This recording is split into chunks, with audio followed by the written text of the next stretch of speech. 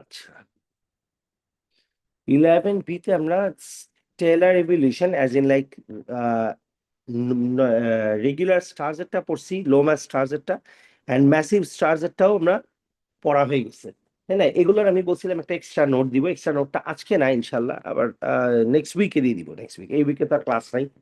হ্যাঁ, আহ,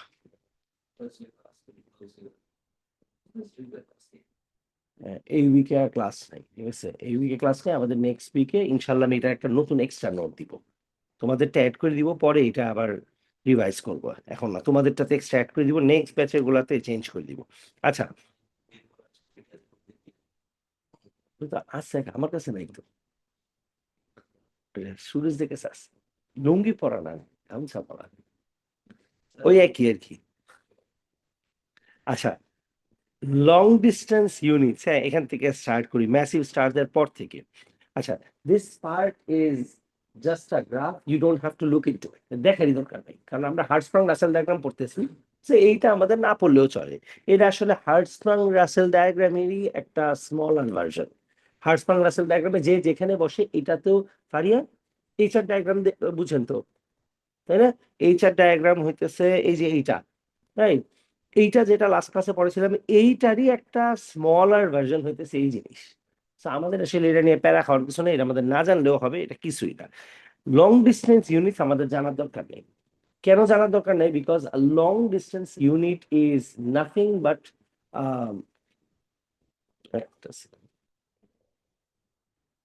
যে কেন সাউন্ড করে মাঝে মাঝে, না এইটা,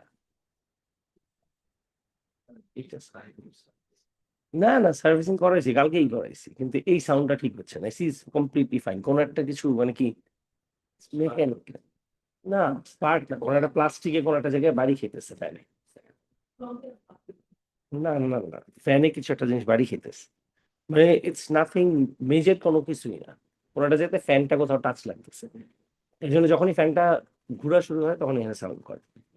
আচ্ছা, তো এই হইতেছে লং ডিস্টেন্স ইউনিটস আমাদের কেন জানা লাগবে না, because one astronomical unit is some kind of distance, the distance that, so 1 light year is the distance that light travels in 365 days.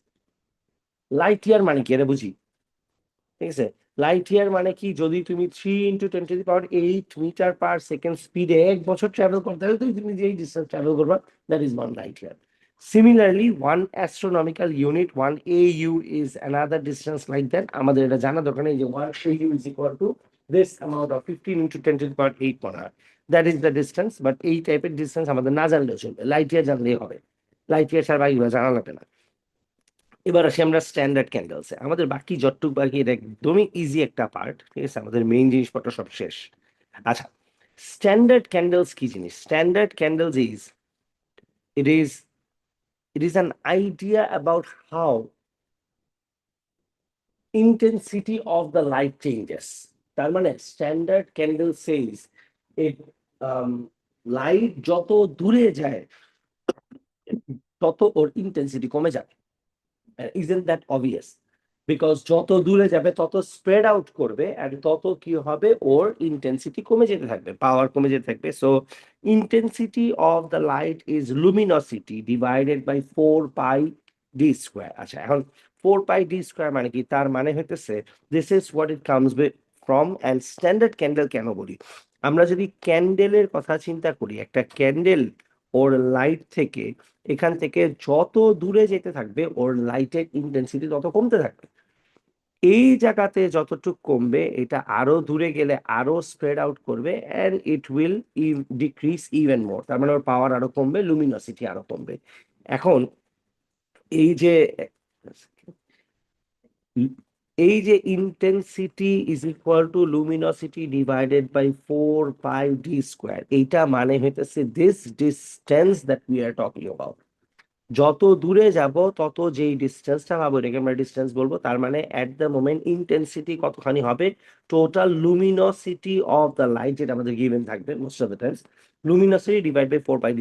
আচ্ছা, ওয়াই ইজ ইট দ্যাট এটাকে আমরা স্ট্যান্ডার্ড ক্যান্ডেল বলি? Because candles এর ক্ষেত্রে exact same জিনিস হয়, যত দূরে যেতে থাকবো তত আমরা কি দেখবো, যে ওর ইন্টেন্সিটি আস্তে আস্তে কমে যাচ্ছে ডিস্টেন্স বাড়ার সাথে সাথে। ইন্টেন্সিটি কমার রিজন কি অ্যান্ড বা কিভাবেই বা কমে? আচ্ছা, এই ইন্টেন্সিটি কমে হইতেছে আবারও বাই দ্য সেম রুল।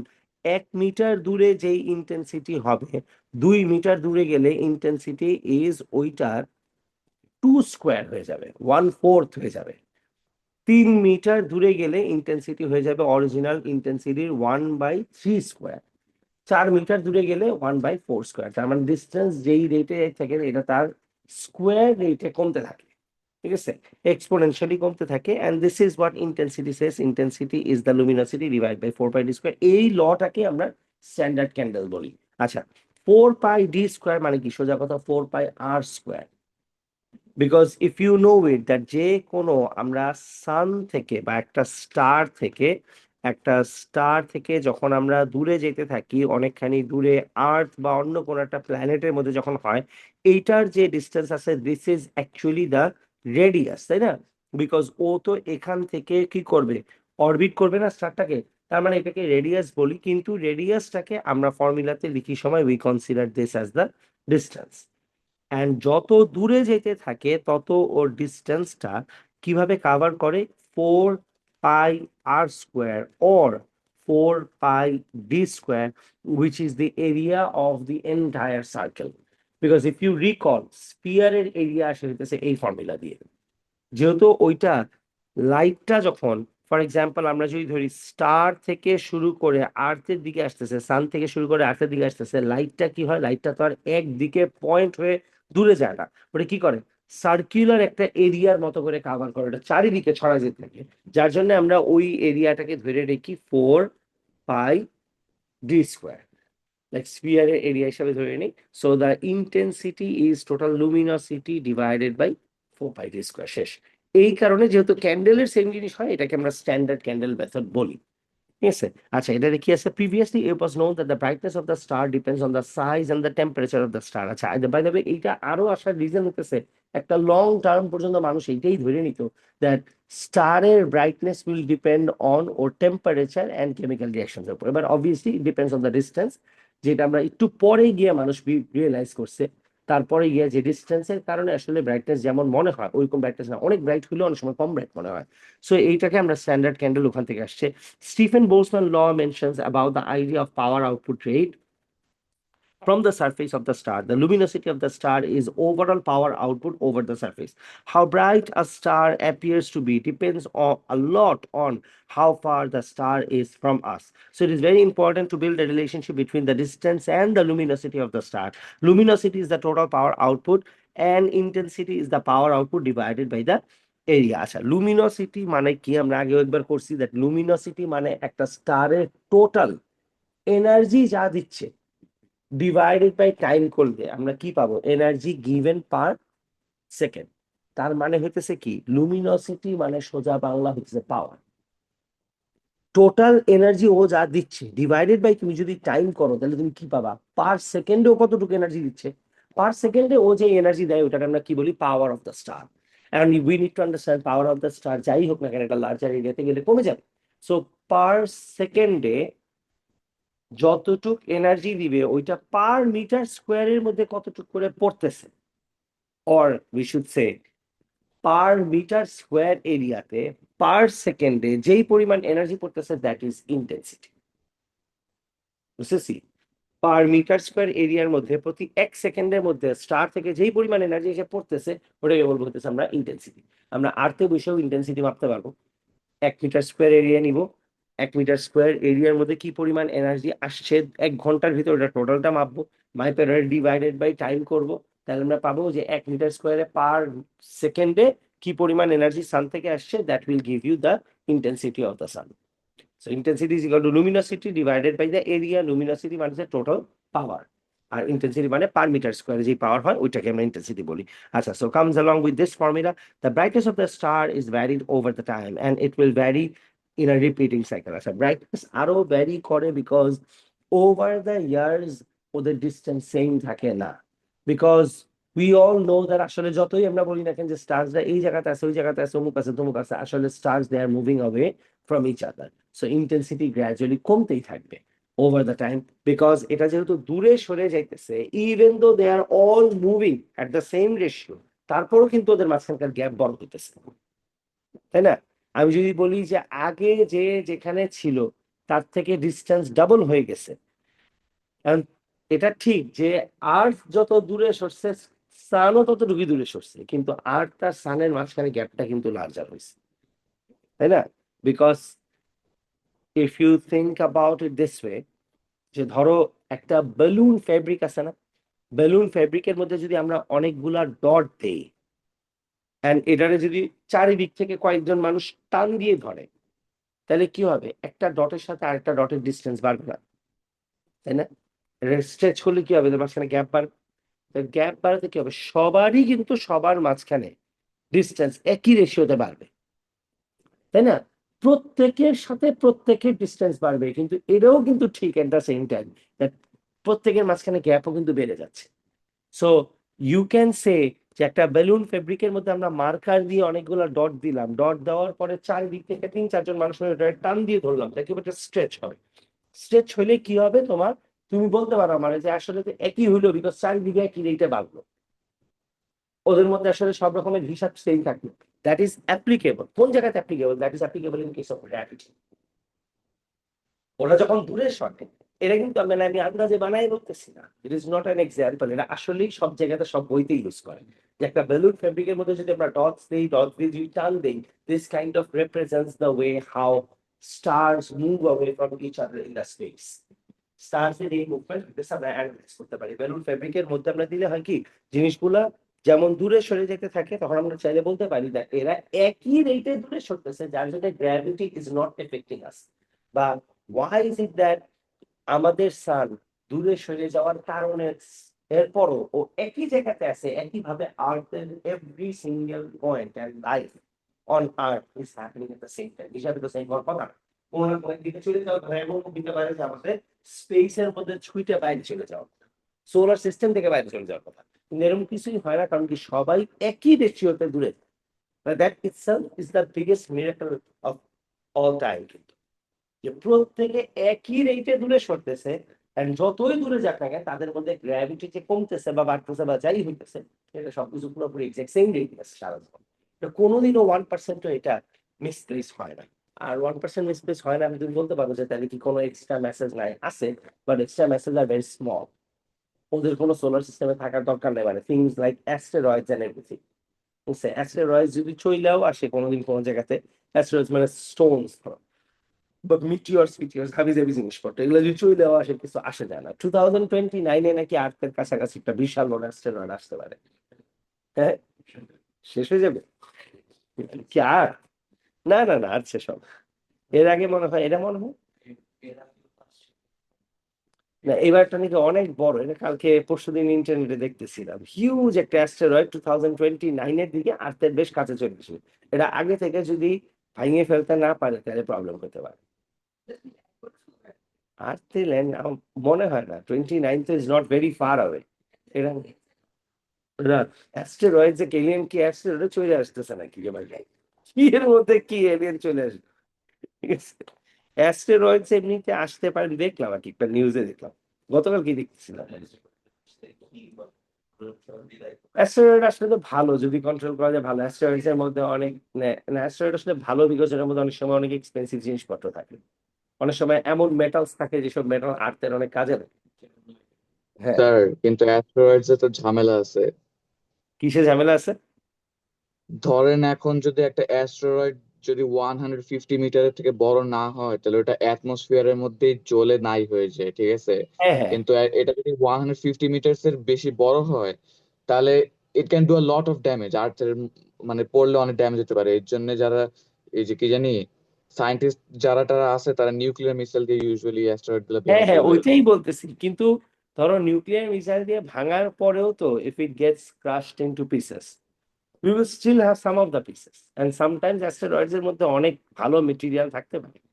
কিন্তু হ্যাঁ, অবভিয়াসলি যদি এটা অনেক বড় সাইজের হয় তাহলে তো মানুষ ভাঙার চেষ্টা করবে 100%। হ্যাঁ।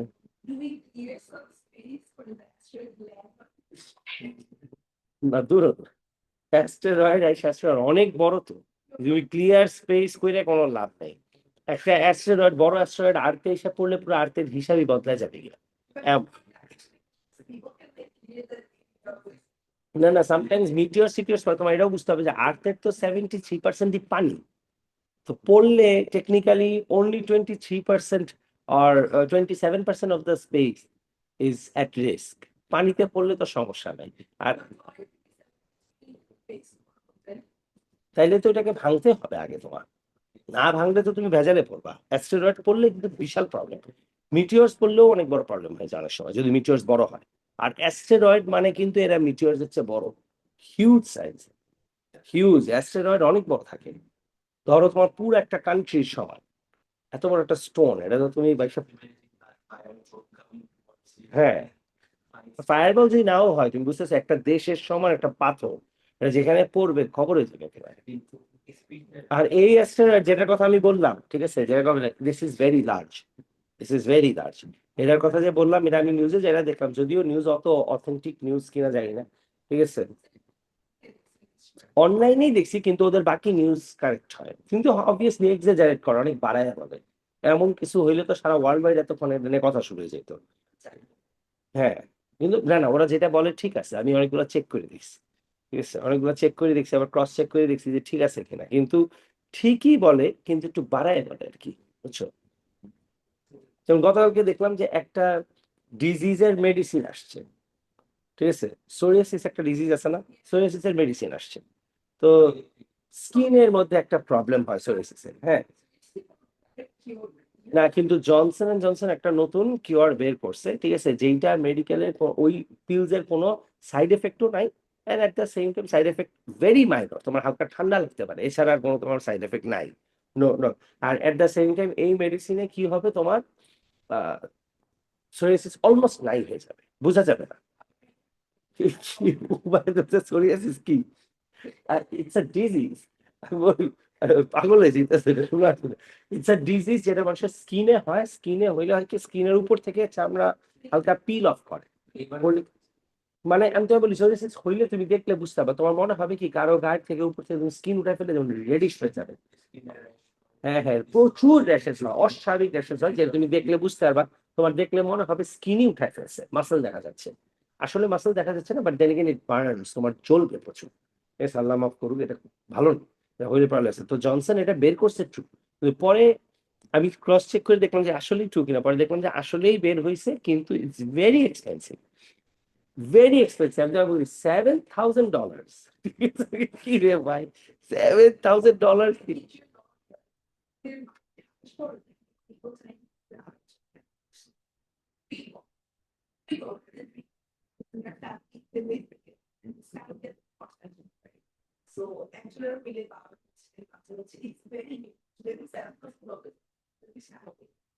ওইটাই অনেক এক্সপেন্সিভ, আমি ওইটাই দেখবো $7,000 মানে প্রায় তোমার 8-9 লাখ টাকা হয়ে যাবে। এটা দিয়ে মানুষের কি, মানুষ people would rather live with it, because সরিষা হলে কিছু হয় না কিন্তু। হ্যাঁ হ্যাঁ হ্যাঁ, হিউজটা।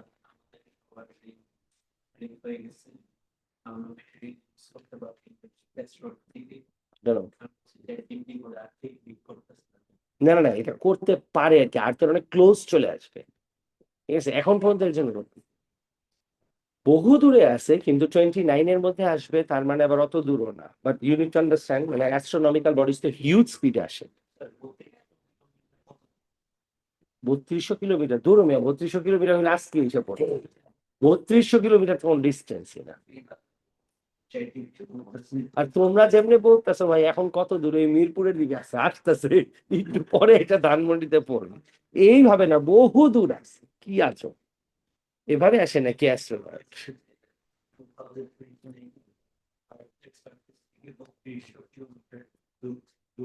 হ্যাঁ হ্যাঁ, তাইলে ঠিক আছে, না আবার 3,200 কিলোমিটার দূরে থাকবে, এটা তো 100% শিওর না। এনিওয়েজ, যাই হোক, তো এই হইতেছে আমাদের লুমিনোসিটির কাহিনী। এবার আসি আমরা ট্রিগোনোমেট্রিক প্যারালেক্সে, ঠিক আছে, আচ্ছা। আর ট্রিগোনোমেট্রিক প্যারালেক্স ইজ অ্যান অ্যাসাম্পশন, হ্যাঁ, কিরকম অ্যাসাম্পশন, আমরা ধরে নেই দ্যাট আমরা আর্থের এই জায়গাতে আছি, সরি, বললাম এখানে হচ্ছে সান, ঠিক আছে, সান থেকে আমরা এই জায়গাতে আসি কোনো একটা মাসে, and আমরা 6 মাস পরে এই জায়গাতে থাকবো, বুঝছে? আমরা কি করি, এখানে ধরো একটা স্টার আছে, অন্য কোন একটা স্টার। এখন আমরা এখান থেকে ধরে নেই দ্যাট এই যে, আচ্ছা এটার নাম দিলাম হইতেছে স্টার টি, আর এটা হচ্ছে সান। এখন তুমি আর্থের এই জায়গাতে যদি আমরা থাকি, অ্যান্ড এই জায়গাতে যখন আমরা আসব, আমরা কি করি, ধরে নেই that sun and star T they are not moving. আমরা ধরে নিই কি ইটস অ্যান অ্যাসাম্পশন। এই মেথডটারে বলি হইতেছে আমরা ট্রিগোনোমেট্রিক প্যারালেক্স মেথড।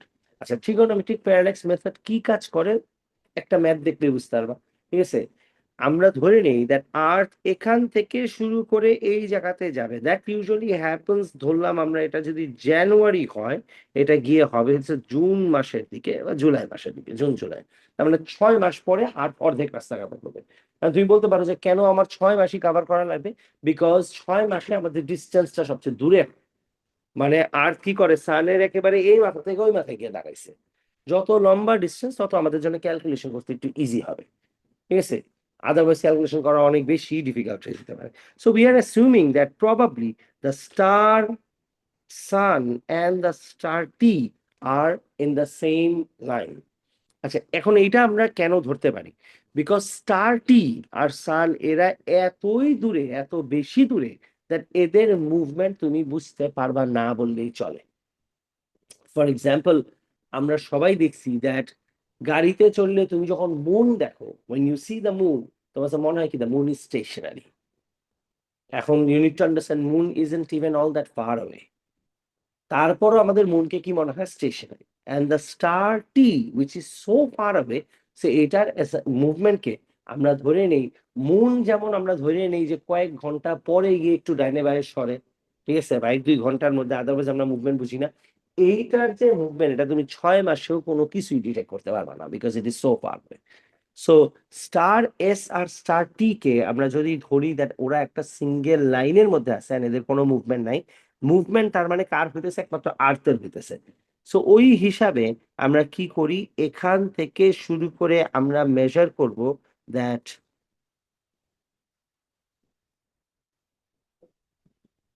এই জায়গা থেকে, তার মানে স্টারটা জানুয়ারি থেকে জুন মাসের মধ্যে এইখানে টোটাল কত ডিগ্রি মুভমেন্ট হয়েছে, এটার একটা অ্যাজাম্পশন আমরা করবো।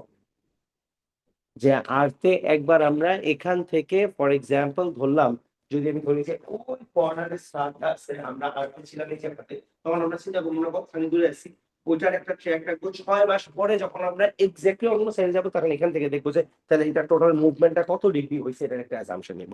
এই টোটাল মুভমেন্টটাকে যদি আমরা ধরে নেই থিটা, ইন দ্যাট কেস উপরের অ্যাঙ্গেলটা হবে কি থিটা/2। এটা যদি হয় থিটা/2, তাহলে এই আর্থ আর সানের মাঝখানকার যে রেডিয়াস, এই ডিস্টেন্স আমরা অলরেডি জানি যে how far the sun is from the আর্থ।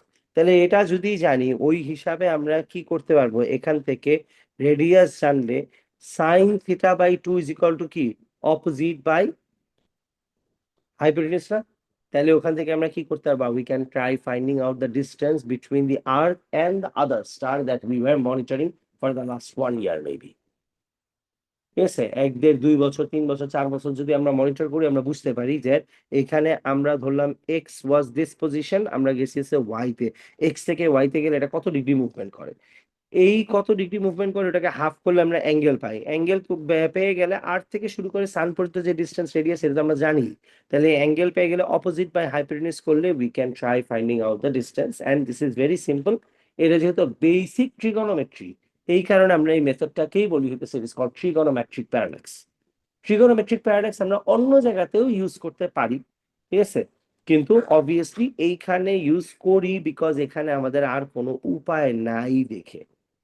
ঠিক আছে, এই কারণে আমরা ট্রিগোনোমেট্রিক প্যারাডক্স ইউজ করি। কিন্তু ট্রিগোনোমেট্রিক প্যারাডক্সের মধ্যে প্রবলেম আছে, এই মেথডের প্রবলেম হইতেছে যত দূরে যাবে, ডু ইউ আন্ডারস্ট্যান্ড, দেখ তত এই অ্যাঙ্গেল যে আসলে কমবে, তাই না সালমা? এই টির জায়গায় যদি এইখানে একটা থাকতো star Z, do you understand, ওইটার অ্যাঙ্গেলটা যে আরো ছোট হইতো, তাই না? এই অ্যাঙ্গেল যত ছোট হয় তত প্রবলেম কোন জায়গায় হয়, হালকা একটু মিস্টেকে পার্সেন্টেজ আনসার্টেনিটি কি হবে, আরো বাড়বে। তো পার্সেন্টেজ আনসার্টেনিটি এমনই বেশি হয়ে যায় that একটা পয়েন্টে গিয়ে এই মেথড সলভ করা আর না করা আসলে একই কথা হয়। যার জন্য ট্রিগোনোমেট্রিক প্যারাডক্স শুধু আমরা সার্টেন কিছু স্টার্স বাদে ম্যাক্সিমাম জায়গাতে ইউজ করতে পারি না। তার মানে হইতেছে এই মেথড থাকলেও we need to go for another method, সোজা কথা। কেন বললাম, বিকজ এইটা বুঝার পরে নাও কামস দ্য কোয়েশ্চেন যে তাহলে আমরা এটা দিয়েই সবগুলা সলভ করি না কেন। তোমরা এরপরেই দেখবা you will be given another formula and all. ঠিক আছে, অন্য ফর্মুলা তোমার দেওয়ার দরকারটা কি, কিন্তু এটা দিয়েই করতে পারতেছিলা, কিন্তু এইটাতে পার্সেন্টেজ আনসার্টেনিটি বাড়তেই থাকে বাড়তেই থাকে বাড়তেই থাকে। সো এই কারণে একটা পয়েন্টে এত বেশি আনসার্টেনিটিতে it can actually be consider as a method that does not even work anymore. তুই বলতে পারো, তাহলে এই মেথড রাখি কেন, ওই যে ক্লোজার স্টার্স এর জন্য এটা মাপতে অনেক সুবিধা, 6 মাসের ভিতর হিসাব হিসাব করে ফেলা যায়। ঠিক আছে, and it is pretty accurate. মোটামুটি অ্যাকুরেসি থাকে, একটা অ্যাকসেপ্টেবল লেভেলে থাকে, কিন্তু দূরের স্টার্সে থাকে না দেখে আমরা অন্য মেথডে যাই। ট্রিগোনোমেট্রিক প্যারাডক্সের ব্যাপারে আমাদের ডিটেল পড়ার কিছু নাই, it is just one math. এই যে as you can see now, if you see this diagram, এই যে ফোরগ্রাউন্ড স্টার যেটা দূরে আছে ওইটার মাঝখানকার অ্যাঙ্গেলটা আমরা বের করছি জুন থেকে ডিসেম্বর মাসের ভিতর। যে কোনো একটা স্টার থেকে এই আমাদের আর্থ 6 মাসে এক মাথা থেকে আরেক মাথায় ঘুরে গেছে। সো উই অ্যাসিউমড কি পরিমাণ অ্যাঙ্গেল দিয়ে ও গোছু করছে, অ্যাঙ্গেল গোছু করার পর হাফ করলে ওরা পি ধরে নিছে অ্যাঙ্গেলটাকে। সে এবার তুমি অপোজিট বাই হাইপোটেনিউস করে সাইন থেটা করে we can try finding out distance. And there are other stars, as you can see, distant stars আছে যেগুলোর মধ্যেও applicable থাকবে। আচ্ছা, the idea of trigonometric parallax can be used to find out the distance of the stars that are relatively closer. It was discovered that there is a relationship between the time period oscillation and the brightness of the star, that that is it could be used to find the luminosity of the stars that are very far away. It was seen that the stars which have very long period of oscillation appear to be brighter. From the luminosity of the star, we could get an idea about the distance of the star, how far it is away from us. আচ্ছা, obviously এইসব সব calculation is based on the luminosity. তুমি এখান থেকে যে angle বের করবা এটা কিসের উপর বেস করে, ওর দেখা যাচ্ছে দেখেই না তুমি অ্যাঙ্গেল হিসাব করতে পারতেছো। তার মানে এইসব সবকিছুই আমরা হিসাব করতেছি বেসড অন দ্য লুমিনোসিটি। আচ্ছা, এবার আসি আমরা temperature and the luminosity. Obviously this will be a direct relationship. These are very basic stuff, because temperature যত বেশি হবে luminosity-ও তত বেশি হবে।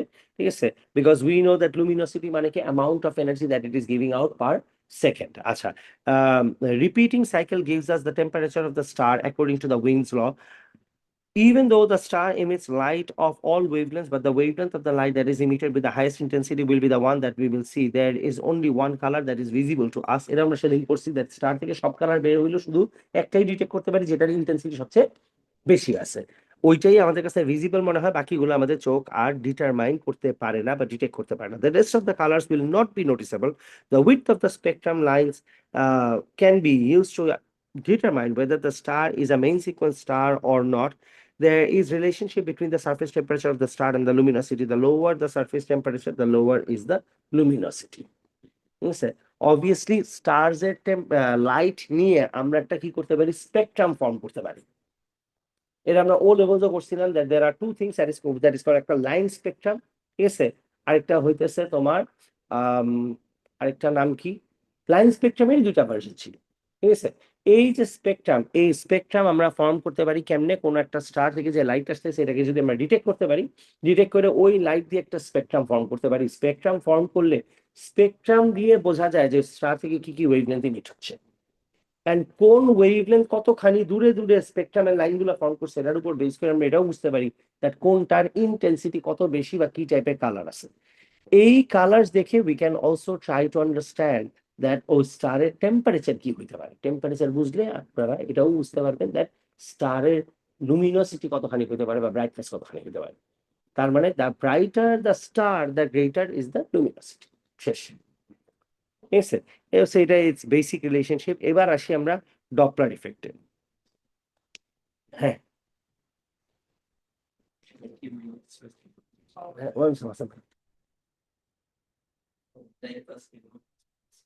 টাইম পাস দিয়ে গেছে, মাত্র 11টা বাজে, আজ কতক্ষণ, আজকে এগুলো শেষ করে ফেলবো, তো একটু বাকি, এই যে এই এতটুকু বাকি শুধু। ঠিক আছে, বেশি বাকি নেই। হ্যাঁ, এক্সপেরিমেন্ট ও স্পাইডারম্যান, না স্পাইডারম্যান দেখতে যাইনি, স্পাইডারম্যানের টিকিট পাওয়া যাচ্ছে না। পাইছো, দেখছো? হ্যাঁ হ্যাঁ হ্যাঁ।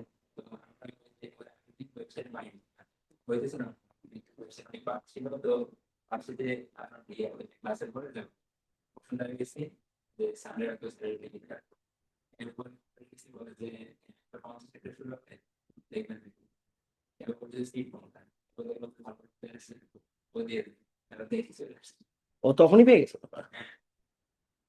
আহ, এটা কেমনে পসিবল, মানে ওই জায়গাটা ও আচ্ছা আচ্ছা আচ্ছা আচ্ছা, বুঝছি। কোথায়? আমিও পাইরেটের একটা সফটওয়্যার দিয়ে দেখি মুভিজ, কিন্তু ওইটাতে আসে নাই অবভিয়াসলি। আমি প্লেক্স ইউজ করি, প্লেক্স। প্লেক্স, হ্যাঁ। না, বাট প্লেক্স আমার কাছে অনেক ভালো লাগে, ইজি লাগে অনেক প্লেক্স। তারও দেখে আসে নাকি।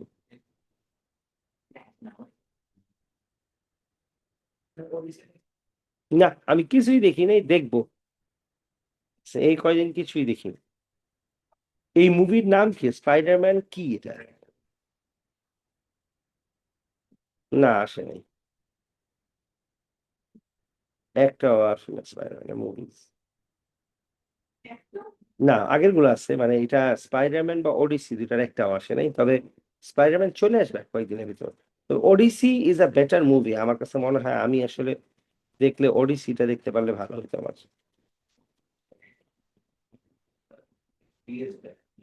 হ্যাঁ, PS5 কিনে কি করবো? টাইম খেলতে ভালো লাগে আমার কাছে, গেম খেলতে ভালো লাগে, কিন্তু আমার কাছে যে টাইম হয় না। গেম খেললে প্রবলেম, বুঝছো, প্রচুর খেলে ফেলি। এটা হচ্ছে প্রবলেম, অনেক খেলে ফেলি, খেলতে থাকলে তখন আর উঠতেই ইচ্ছা করে না। আরে না, প্রবলেম হয়েছে, পাগলের মতো খেলতে যাচ্ছে, ঘুম টুম সব নষ্ট হয়েছে। আমি আমার 7 আওয়ার্স।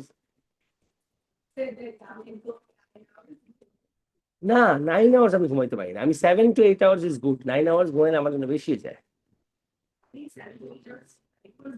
না মানে আমি দেখছি যে নর্মালি আমার 7 আওয়ার্সই হয়।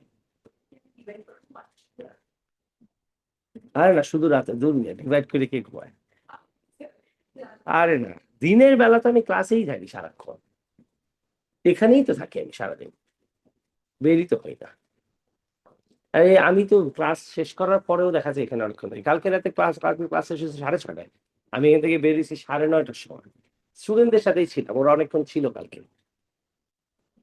ও লেভেলে বেশ কিছু স্টুডেন্ট, মানে ও লেভেল বলতে ওরা এই লেভেলে উঠলো মাত্র, বাট না, এ লেভেলে উঠেও না, এখনো এক সেটিং বাকি। ওরা আসছিল কালকে, দেখা টাকা করতে আসছিল, ওরা ওদের সাথে অনেকক্ষণ ছিলাম। হ্যাঁ, কোনো ব্যাচে দিইনি, তোমাদের ব্যাচে দিব না ইনশাল্লাহ। শুভ্ররা আসুক, তারপর দিব। Yes.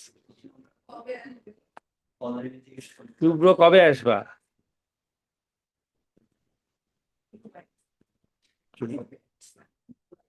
হইতে পারে, শুভ্র নাই মনে হয় না। অনলাইন মিটিং, আচ্ছা, অনলাইন মিটিংটা আবার স্টার্ট করি, হ্যাঁ। অনলাইন মিটিংটা আরেকবার স্টার্ট করতেছি, ঠিক আছে? ওটা আরেকবার জয়েন করেন, 5 মিনিট পরে আরেকবার জয়েন করো তোমরা, ঠিক আছে?